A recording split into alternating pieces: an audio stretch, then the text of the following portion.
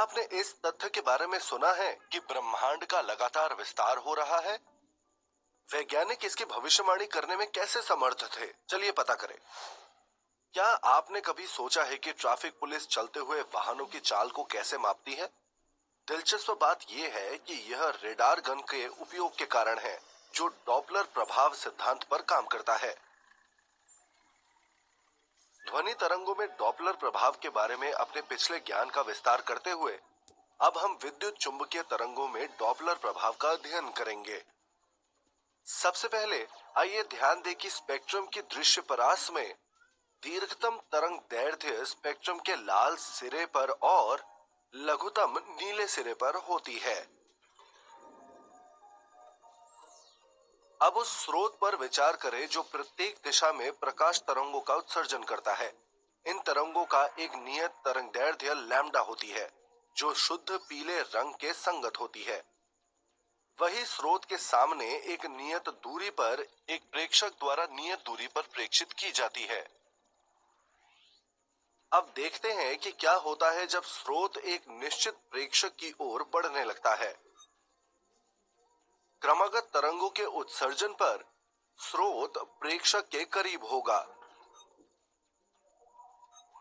इसलिए प्रेक्षक तक पहुंचने वाली दो तरंग श्रृंगों के बीच की दूरी उस समय की तुलना में कम लगती है जब स्रोत स्थिर था।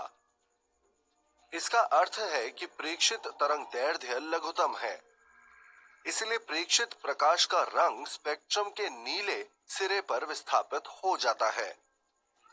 इस घटना को नीला विस्थापन के रूप में जाना जाता है।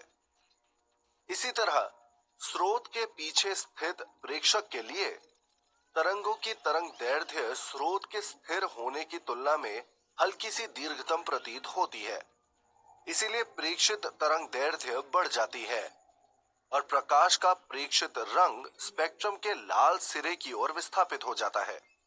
इस घटना को अभिरक्त विस्थापन के रूप में जाना जाता है।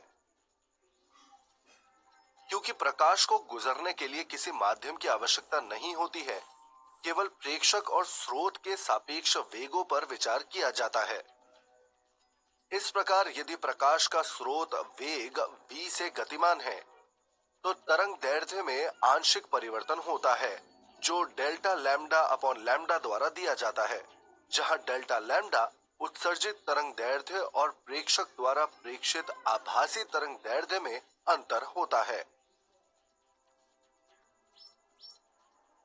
साथ ही तरंग दैर्ध्य में आंशिक परिवर्तन delta lambda upon lambda equals v upon c द्वारा दिया जा सकता है, जहां v स्रोत का वेग है और c प्रकाश की चाल है। इस प्रकार आवृत्ति में आंशिक परिवर्तन इस तरह दिया जाता है, delta f upon f is equal to v upon c। स्रोत और प्रेक्षक की सापेक्ष गति के कारण प्रकाश की आवृत्ति में देखा गया ये आंशिक परिवर्तन डॉपलर विस्थापन कहलाता है। समीकरण से हम अनुमान लगा सकते हैं कि जैसे जैसे स्रोत की चाल बढ़ती है, वैसे वैसे डॉपलर विस्थापन बढ़ता है। इस प्रकार स्रोत के सामने प्रेक्षक के लिए प्रकाश का आभासी रंग नीला इंडिगो में बदल जाता है और फिर बहुत तेज चाल से यह बैंगनी दिखाई देता है। स्रोत के पीछे एक स्थित प्रेक्षक के लिए प्रकाश का रंग पहले नारंगी और फिर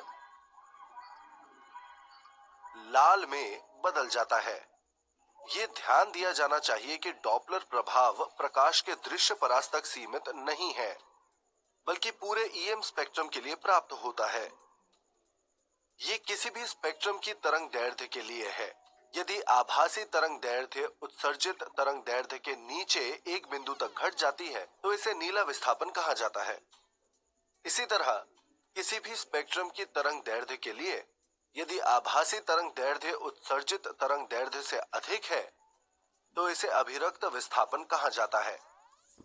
तारों के वास्तविक अवलोकन में खगोलविद अवशोषण स्पेक्ट्रम का अध्ययन करते हैं।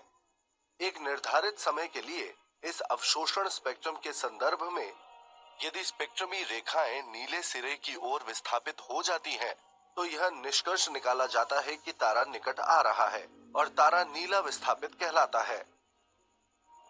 यदि स्पेक्ट्रमी रेखाएं लाल सिरे पर विस्थापित हो जाती हैं, तो यह निष्कर्ष निकाला जाता है कि तारा दूर जा रहा है और तारा अभिरक्त विस्थापित कहलाता है।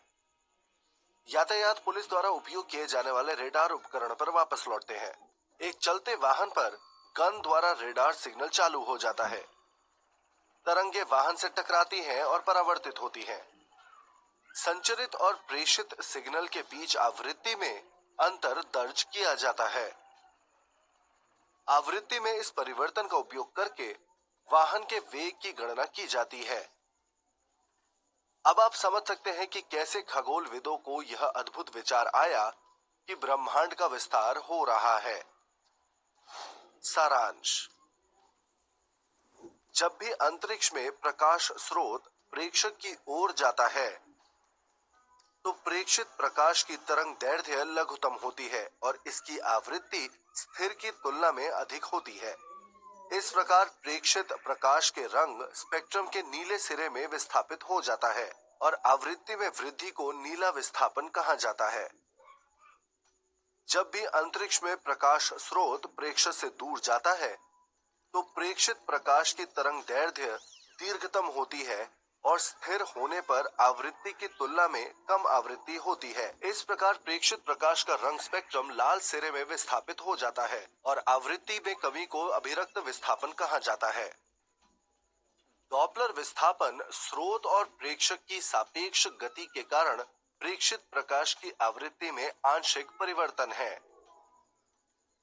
ईएम तरंगों में डॉपलर प्रभाव प्रभावी रूप से खगोल विज्ञान में सितारों का अध्ययन करने के लिए उपयोग किया जाता है।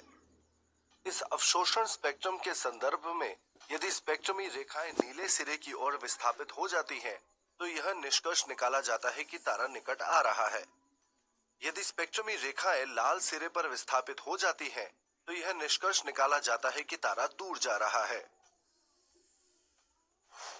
ध्वनि तरंगों की तरह प्रकाश तरंगे डॉपलर प्रभाव प्रदर्शित करती हैं, लेकिन ध्वनि तरंगों से जुड़ी एक और दिलचस्प विशेषता व्यतिकरण है। तो यदि प्रकाश एक तरंग है, तो क्या यह भी व्यतिकरण दिखाएगा? यदि ऐसा है, तो यह कैसा दिखता है?